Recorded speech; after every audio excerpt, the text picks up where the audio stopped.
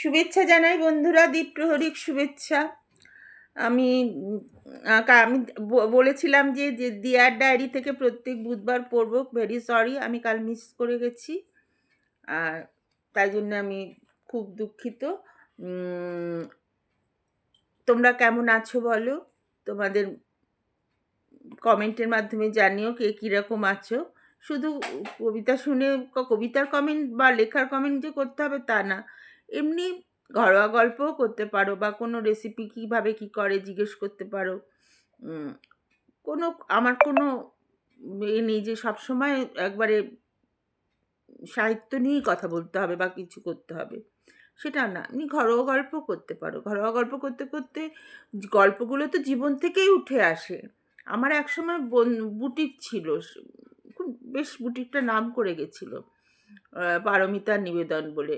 নিয়মিত চতুষ্ফর্ণী এবং সুখী গৃহকোণে তার প্রতিবেদন বেরোতো।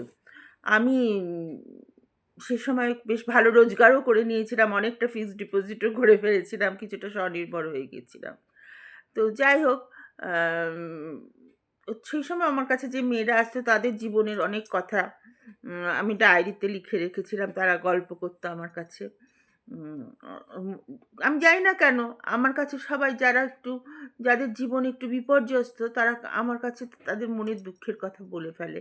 কেন কেন বলে, আমার মধ্যে কি পায় আমি জানি না, কিন্তু জিনিসটা ঘটে। আমি সেইগুলো সংগ্রহ করেই আজকে অনেক দিয়ার গল্প নিয়ে একটা দিয়ারকে কেন্দ্র করে সেই অনেক দিয়ার ঘটনাগুলোকে নিয়ে দিয়ার ডায়েরি থেকে ঘরে ঘরে তখন দিয়া ছিল।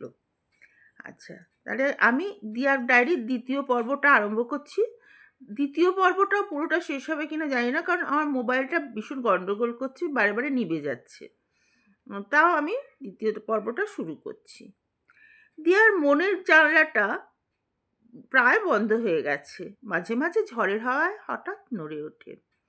কালবৈশাখীর দমকা হাওয়া ঢুকে মনটা এলোমেলো করে দেয়। মনের অঙ্গনের সবুজ গাছগুলো এখনো জল ঢালার চেষ্টা করে। হয়তো অনেক দিনের অনভ্যাসে গলাটা গেয়ে ওঠে তার প্রিয় রবীন্দ্রসঙ্গীতের দুকুলি। জিরাতে মোর দুয়ারগুলি ভাঙলো ঝড়ে, জানি নাই তো তুমি এলে আমার ঘরে। সব যে হয়ে গেল কালো, নিভে গেল দ্বীপের আলো, আকাশ পানে হাত বাড়ালেন কাহারও তরে। ঠিক সেই সময় কেউ দিয়ার দরজা ছেড়ে মনের ঘরের দরজা ছেড়ে ঘরের দরজায় এসে দাঁড়ায়। রাগত গলায় বলে ওঠে, কি করছো তুমি এখানে? নিচে কত লোক এসছে, যাও নিচে যাও, সবাই খুঁজছে তোমায়।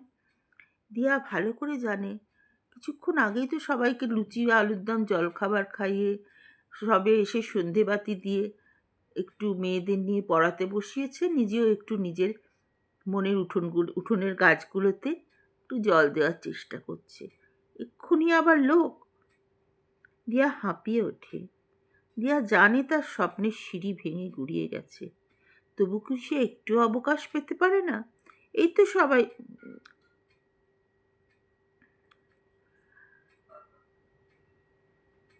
দিয়াকে নিচে নেমে আসতে হয়, কোনো রকম তর্ক করতে গেলে এখন ঝামেলা। নিচে লোক আছে। নিচে এসে দেখে তার 3 শ্বশুর লাইন দিয়ে বসে আছে। রানাঘাট থেকে তাদের মাস্তুতো ভাইয়ের মেয়ে জামাই এসেছে, মাস্তুতো শ্বশুর সব এসছে। কর্তা বেরিয়ে গেলেন মাছ মাংস কিনতে, মিষ্টি কিনতে। অতিথি নারায়ণ, তাদের ত্রুটি হওয়া চলবে না। আবার এক প্রস্ত লুচি ভাজা হলো, আলু বেগুন ভেজে মিষ্টি দিয়ে তাদের দেয়া হলো। কাজের একটা মেয়ে ছিল রেবতী বলে, তাকে সঙ্গে নিয়ে 3 তলা থেকে যে অতিথি এলে যা এক্সট্রা বিছানা রাখা হতো, সেই সব বিছানা নিয়ে একতলায় গিয়ে সোজা শোয়ার ব্যবস্থা করে দেওয়া হলো।